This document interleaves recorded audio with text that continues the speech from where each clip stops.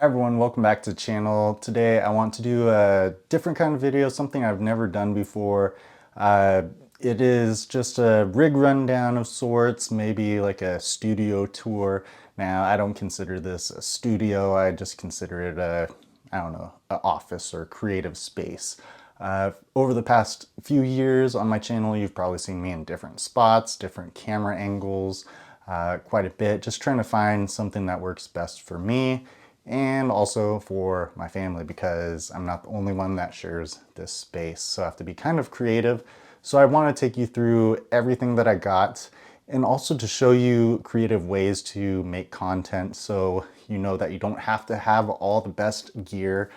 You don't have to have racks of recording gear, all the best guitars, but there are some really cool stuff here. So I want to show you all kind of what my process is. So I'm going to take you through that right now. All right, so the first thing I'm going to start with is the camera. Now, this is not your real DSLR or mirrorless camera. I'm using an iPhone 13 Pro with the cinematic mode, and the lens that I'm using is from Moment, and I think they're based here in Washington, which is pretty cool. That's where I live, in Washington. And it's the telephoto lens. I'm not sure exactly which one, 53 millimeter, 52 millimeter, something like that. But it gives us a nice focus right up front, and it kind of blurs the background a little bit for the bokeh effect. Just gives it a nice, sharper picture. Sometimes I film without it, but I just feel like it gives me a little bit of a sharper image. So right here, I'll show you in just a second, but I have a panel light, which is diffused by just kind of a diffuser cover. And this is made by Newer, and I'm able to blend in some of more of kind of a warm light with more of like a blue light, so I can get kind of the right temperature that I prefer for the overall picture. Now, right behind me, I have a couple different lights. Also have another Newer panel light right behind me. This is just a little rim light that can catch my shoulder a little bit. Don't have another fill light over here. Need to try to get one of those later on. Back here, you see kind of a purplish blue, kind of a purplish blue light behind me, and that's just a RGB light from Newer, and all these links are going to be in the description box below, but it's just trying to paint the wall behind me just to give me a little bit of depth. Okay, so let's go ahead and take a look at some of the recording software and hardware that I have right behind me. Okay, so this is going to be a little bit shaky, but right here we have a 2022, I believe, 2022-23 MacBook Pro, which I run Logic Pro and DaVinci Resolve for my editing software. And then this is kind of the brains of everything right here, okay? So this is something I got back during kind of the COVID days. This is a portable kind of computer desk, I guess, on rollers. Now, at the time, I had a Kemper head, and that was going right where the Axifex is. And there's a little bit of modification I had to do. There's a center kind of table or board right there, and I had to kind of flip it over just to make room for it. But overall, it's worked out really, really well. As you can see, there's the Axifex 3 sitting right there. And I'm going to take you to some more stuff that I have right there. Okay, so again, Axifex 3 right there. Let's see what we got right here. So I create a lot for a lot of captures for the Tonex. So got one of those. Got to have a dual switcher from my friends over at Otter Custom Designs. These are really cool to be used with your fractal units because look at that. They match the whole shape of them. It's really cool. So down here, got this a couple days ago. This is Quad Cortex, and I'm planning to use that a lot more. Try to dedicate more time to that quad cortex family and put out some awesome captures and stuff. Down here is a Focusrite 18i8, I think that's what it's called. It's got a ton of ins, ton of outs. I mainly use that when I am recording with the Tonex or if I'm creating captures with the Tonex, okay? Down here we have Auxbox, and I'll show you really the reason why I'm using that. So something that I do every once in a while is I do silent capturing, which is pretty cool. I can capture using the quad cortex, Tonex, what else? The Hot Tone Ampero 2 stage. Also doing tone matching on the Axe 3, and I can do it silently because I'm using all the cab sim coming from the Auxbox, which is really, really cool. All right, something that's really important for me is monitoring. I monitor using, let's turn them up, right side up, these Beyerdynamics DT770M Pros, the 80 ohm version. I heard the 250 version is really good too, but I really like these. They're comfortable. I feel like my sound quality when I'm doing capturing or any tone design is turning out the same as when it comes through the recording. It's really cool. Okay, some other cool stuff up here. We have Nordvang Gravity. Just got this in used. Needed something because I had to send a bunch of gear back to a really good buddy who was so kind to lend me like a bunch of amps and a huge pedal board for over a year. So Brian, thank you so much for getting me started with this journey. But I had to pick one of these up to replace the one that I'm sending back to him. Back here we have Nano Cortex, which is going to a buddy of mine, Seth. Don't really need this one anymore because I got the QC on the floor. Use Analysis Plus cables. Really not super necessary, but I really like these. I sense a little bit more low mids coming through on these as opposed to the Mogamis that I also have. Something cool about this desk, you have a little tray right here. It's super messy, so don't mind that. All right. I think we need to take a look at my amp closet first, and then we'll end with the guitars. All right, so forgive the mess. I just moved down here into the office with all my stuff, so things are a little bit messy at the moment, but getting organized pretty soon. So right here is my amp. This is a PRS JMod 100, the John Mayer signature. Love this amp.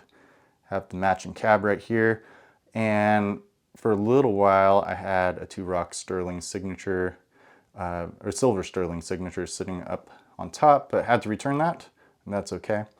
Love this amp right here. So the purpose behind this is a closet, and yes, that is a Chewbacca and Darth Vader outfit right there for Halloween. But purpose behind this is I can close this and get at least some sort of isolation going when I'm doing any sort of capturing. And it's all mic'd up and ready, running through a mixer on the floor, and then that runs out into some of the capturing hardware that I have. Right here, we got the Hot Tone, whatever it's called, stage, the Ampero 2 stage, which is really cool. They just came out with tone catch technology, which is awesome. Been doing some presets and stuff for that as well. So down here with the mics, we have a SM57 and a Royer 121, although the Royer is borrowed from my friends over at Zounds, one of their creator partners, whatever you want to call it, and they let me borrow this one. But in this messy box over here, I have a 160, a Beyerdynamics Ribbon 160, which is also a really great one. All right, let's get to the good stuff, the guitars. Okay, so I said something at the beginning of the video, like you don't need really nice gear to be able to do YouTube videos and record. A lot of this stuff I've just acquired over the years. Just love gear like anybody else, but really it all started with one guitar and just ring lights and using free software. So you can do that for sure. I just wanted to kind of share kind of not really my end journey, but where I'm at right now. So the guitars, those are the most important pieces to me of everything going on here. So the main guitar that you've seen quite a bit in the past 6 months or so, this right here, this is my Mike Lowell SX Heirloom.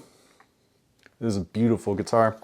It's all aged in-house. This is a charcoal frost finish. Hopefully you can see. Ooh, let's get it in the light. There we go. So we got some really nice wear right here. And what's cool is my guy Spencer, he owns a shop. He studied my videos on where I place my arm, and this is the exact spot where I place my arm. So it just kind of shows kind of realistic wear. Best guitars that I've played and the only guitars that I play. So this is one of them, my main one. And then let's take a look at this one back here. This is another SX Custom. Beautiful guitar. This one, it's got to go. It's not making room for anything else, but just need to have extra funds for, you know, student loans and all that garbage. But this one got last year. This was a custom build. Basically the exact same specs as that one, except it's all brand new and spiffied up. No nitro or anything, but same neck, same frets, same pickups too, which I didn't like really have much of a hand in designing. I don't want to give myself any credit for that, but they wound some pickups for me. They're 60s spec. That was the first iteration of this guitar. And then when I got it, loved them, but then asked, hey, could you do one that is maybe a little bit hotter, just so we can get a little bit closer to like a 63, 64 spec. And this is what they came up with. And now this is their standard 60s Strat style pickup, which are awesome. Now, all these guitars are fitted with some really versatile features. Both SXs have this push-pull to bring the neck pickup into any configuration, so you can get like faux teletones or like super, super quacky where you have all three pickups going. So this one, it's going to a friend, Sean. This one's gonna be yours. It's an amazing guitar. So let's take a look at some of the others, shall we? I'm gonna pull this guy out. This one was a gift a little while ago. This is another Mike Lowell. This is a TX Custom. Also finished in charcoal frost. Beautiful, beautiful guitar. I have a thing for tort. Love tortoiseshell. Don't know why, but this one is a very special one. So thank you to the person who got this for me. You know who you are. Same neck carve as these other ones over here.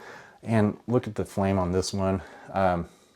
They just do amazing work. They have this guy, this wood supplier, that gives them some really nice flamey stuff. So that's another one. This one has Lindy Fralin pickups in them that were custom wound. They just have their own secret recipe. That's that one right there. And let's pull this guy out. This one was another gift. This is a really, really special one. Take a look at that. This is a Mike Lowell TLTX. Stands for Tim Lurch. If you don't know who Tim Lurch is, he's a local jazz guitar legend around this area, but he has done a lot of stuff with True Fire. He was on That Pedal Show a little while ago, but this is his signature guitar through them, and this is a special one. It has angel step top, which you don't really see too often, but it's a rare kind of wood. Of course, the roasted flame maple neck with the matching fingerboard. And this one is special because it is thick and it's semi-hollow. So it's kind of got a faux 335 thing going on. These are Lawlers, Lawler Imperials, low wind and a standard right here. And I recently had this one refretted because it came with really short nickel frets, and I like the Mike Lowell standard, which is stainless steel jumbos, so they put that on here. This one's a fatter neck, but I kind of like that because it makes me want to kind of simmer down and play something really bluesy and intentional. And again, really versatile. Push-pull to split these, which makes it for really amazing gigging guitar. So that's the TLTX. Now let's take a look back here. This gator case. All right, this one's really special. So this is a Mike Lowell JX. Now they just came out with this model last June, I think, and was on the first run for these, but something really cool. When I got my first Mike Lowell guitar, probably most of you seen the shell pink version of the SX, the Strat style one. It was a HSS setup, kind of looked like the Mateus Asado Sir. I had that for a long time. That was my first Mike Lowell guitar. And at the time that I got that, they were working on the prototyping for this guy. It was just bare wood. They were deciding which bridge to use. The neck was off a different guitar, but they were kind of piecing this together. This one took probably 2.5 years of development for them, and I'm really happy to have this one. This is in Fire Mist Lavender. This was kind of a concoction designed by me and my guy Spencer. Not designed like the whole thing, but the pick guard and the color combination. So just wanted something that would pop. These are their own hand-wound P90s, something more Fendery right here, something more Gibson-y right here. Descendants tremolo system, super cool. Has a nice break angle to it, but really nice guitar. Need to play this one a lot more. Again, same neck carve, has the roasted flame neck, jumbo frets, Indian rosewood fingerboard. But that is it. That's my rundown of this studio creative space. Hope you enjoyed it. Got to see some cool gear. Give the guys at Mike Lowell some love. They have some amazing guitars. They're the end-all be-all for me. That's why you don't see me with anything else. Hope you check out some of my presets, captures, tone matches on my website, johnconashiroguitar.com. It just helps to fund new stuff so then I can create for you all, especially with the amp modelers back here. It allows me to get some new amps, send captures out, take a lot of pride in doing so. Hopefully it shows. Hopefully you are enjoying them if you are using them. All right, we'll see you next time. Take care.